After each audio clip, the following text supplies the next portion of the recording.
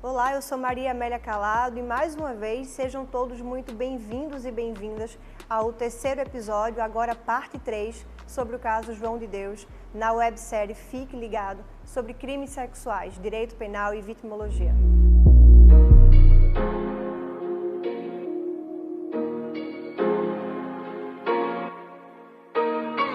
Professores, esse caso de João de Deus mostrou pra gente, evidenciou para toda a sociedade que situações como essa estão mais próximas de nós do que muitas vezes imaginamos. Quando a gente assiste na televisão, a gente pensa que é algo muito distante, que nunca vai acontecer ali entre os nossos familiares, entre os nossos amigos. Mas a partir de tudo que foi dito, que foi exposto pela mídia, de tudo que nós temos conhecimento do caso de João de Deus, quais são as lições que vocês, enquanto operadores do direito, enquanto professores, tiram dessa situação? A primeira delas é que ninguém, absolutamente ninguém, pai, mãe, ninguém tem o direito de violar o seu corpo. Que qualquer pessoa que gere algum tipo de incômodo ao nosso corpo, essa pessoa, ela precisa ser denunciada, independente de quem seja. Essa autoridade que é conferida a algumas figuras sociais, elas acabam atrapalhando o nosso entendimento da gente escutar o nosso corpo, escutar as nossas angústias. Um outro ponto é que a força das mulheres, ela é imprescindível, né? Então, num momento como esse, a gente vê que o apoio real, ele vem das mulheres. Uma mulher com a outra, que vem cá, vamos dar as mãos e vamos seguir juntas, porque é difícil. É difícil você chegar numa delegacia, é difícil você chegar numa sala de audiência, é difícil você ter que reviver esta violência inúmeras vezes, até que se comprove que você estava certa. Sobretudo nesse caso, que muitas delas não se deixou vestígio em decorrência do tempo e etc. Então, assim, é importante denunciar, é importante rede de apoio. Se você passou por algum tipo de violência, pensa, não importa quem seja, essa pessoa, ela não está protegida pela lei. Embora haja um discurso que transpareça isso, há uma sociedade que queira te dizer isso, encontre pessoas, sempre tem pessoas ao nosso lado, que a gente pode pegar na mão, a gente pode ir até a delegacia, a gente vai fazer a denúncia e vai seguir em frente, porque é difícil. Todas as cidades, elas têm centros de referência. Aqui em Recife, a gente tem o Clarice Lispector, a gente tem lá na Brasília Teimosa, nós temos locais aqui de referência que acolhem mulheres vítimas de violência sexual para tomar todos os cuidados necessários, além de acompanhamento psicológico, além de assistência social. Então, assim, denunciem, não se calem. É uma coisa extremamente angustiante, mas também a denúncia ela acaba sendo muitas vezes para algumas a libertação, mas uma coisa que eu falo para qualquer mulher que foi vítima de violência sexual é que não se defina a partir disso. Do mesmo modo que eu disse que o estuprador ele não é um estuprador na essência, ele cometeu esse crime e ele não é definido a partir disso, você também não se defina a partir dessa coisa que você foi vítima, né? Não condene o resto da sua vida pelo que aconteceu com você. É algo que precisa ser superado. Muitas vezes, né? Na maioria das vezes, é aconselhável que você procure uma terapia. É muito importante o processo terapêutico para todas essas vítimas, porque é um crime que ele deixa muito trauma, né? Ele deixa uma série de coisas.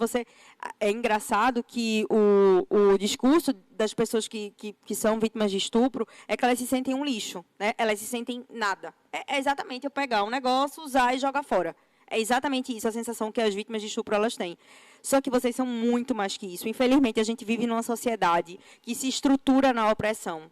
E muitas de nós, por essa conjuntura, a gente acaba se sentindo esse objeto que a sociedade tenta nos convencer que somos. No entanto, nós somos muito mais que isso. E se isso aconteceu, eu sei que é muito difícil, eu sei que é extremamente complicado, eu tenho muita consciência disso, mas procure apoio.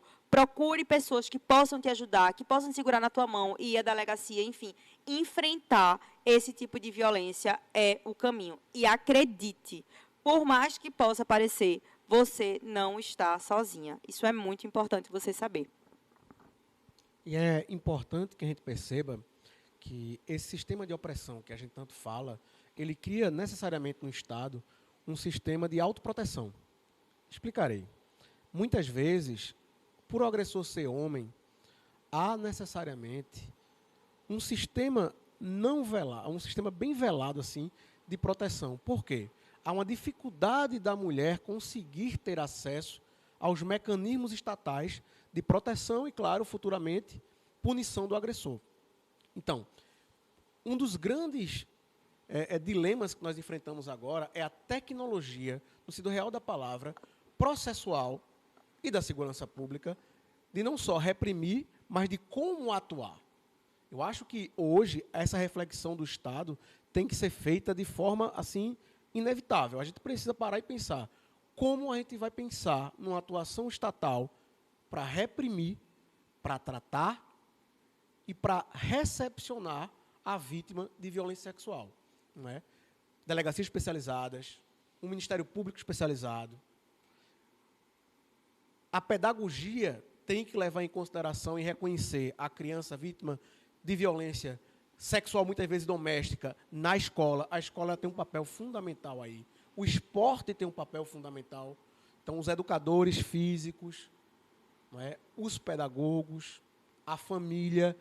Primeiro, nós temos que criar uma cultura. Segundo, a gente tem que acabar com a impunidade.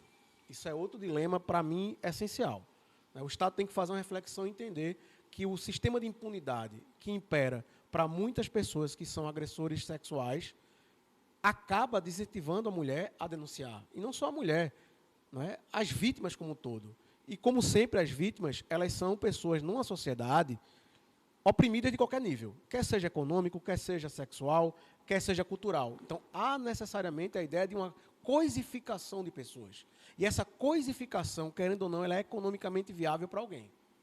Sempre a cultura da sexualidade, da forma de opressão, ela é economicamente viável. Por isso que é tão difícil combater. Alguém está lucrando. Ô Zé Roberto, você está falando que o estupro dá dinheiro? Claro que não. Não como você está pensando. Mas a cultura de coisificação sexual, os tipos de filme, os tipos de produtos, a forma como é apresentada a mulher, não é, na dinâmica sexual de uma sociedade, de coisificação, ajuda e muito com essa ideia, não é, de uma cultura de estupro. E mais, a percepção de quando há violência ou não. Muitas vezes, em sala de aula, eu vou explicar o que a gente chama de violação sexual para os alunos. Olha, violação sexual existe assim, e vou explicar o estupro de vulnerável. E digo, olha, uma pessoa que está bêbada, sem condições de dizer a sua vontade, de poder atestar se quer ou não, isso é estupro de vulnerável. E, normalmente, isso é muito comum. A reação é, professor, mas ela não bebeu? Ela não saiu com o rapaz? Ela bebeu porque quis. Então, esse tipo de pensamento de não entender que essa forma de violência foi reconhecida pelo nosso legislador como ainda mais grave do que uma violência física com arma de fogo, a pena é bem maior. Mas a sociedade não consegue entender isso como violência. Então, o que a professora Maria Júlia está falando é essencial. A gente precisa, de fato, parar, repensar como a gente vê a violência sexual, e o Estado precisa aprender com os erros. Já passou da conta do Estado estar atuando da mesma forma que atuava há 100 anos atrás. Pouquíssima coisa mudou. A legislação mudou, sim, mas ela é aplicada de fato? Não, mas agora eu tenho centros de recuperação das pessoas vítimas de violência. Sim, mas esse centro, de fato, vai fazer a interação do retorno dela com a família? Ou ela simplesmente vai recepcionar e dizer, pronto, fica aqui e eu vou cuidar de você? Sim, mas a família não aceita mais a vítima.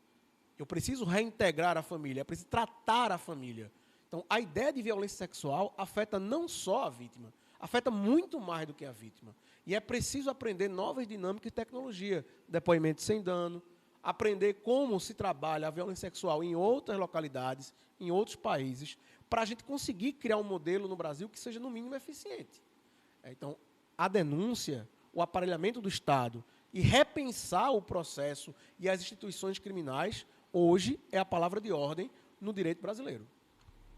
Chegamos então ao fim desse terceiro episódio, onde tivemos aqui um debate extremamente estimulante, gratificante, com os professores e advogados, professora Maria Júlia Leonel e professor José Roberto Vanderlei.